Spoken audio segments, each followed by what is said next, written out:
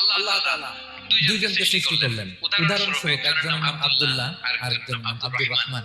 সৃষ্টির পরে আব্দুল্লাহকে বললেন, আব্দুল্লাহ, আমি জানি তুমি পৃথিবীতে 50 বছর হায়াত পাইতা, খুব ভালো কাজ করতে, তুমি দুনিয়াতে অনেক ভালো কাজ করতে, এটা আমি আগেই জানি। আমার অসীম জ্ঞান বলে আমি আগে থেকেই জানি। তো যাও, তোমার এইমাত্র সৃষ্টি করলাম, তুমি জান্নাতে ঢুকে যাও, কারণ আমি জানি তুমি জান্নাতি হবে। আচ্ছা, আর আব্দুর রহমান, তুমি পৃথিবীতে খুব খারাপ কাজ করতে, এটা আমি জানতাম। তোমার পাঠাইলে খারাপ কাজ করবা, তুমি জাহান্নামে হবা, যাও।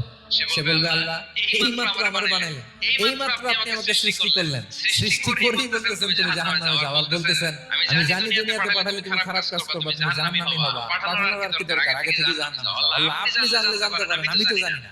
সে বলবে, না আল্লাহ, আপনি ভুল বলতেছেন, এই দুনিয়াতে পাঠাইলে জনকল্যাণকর সব ভালো কাজগুলো আল্লাহ আমি করতাম। এজন্য আল্লাহ তাআলা পরীক্ষার আয়োজন করেছেন, যাতে করে তুমি জেনে যাও যে পৃথিবীতে তুমি কি করেছো। আমি ভালো করবো না খারাপ করবো এটা আল্লাহ জানে না, তোমার পরীক্ষা করা লাগে কেন?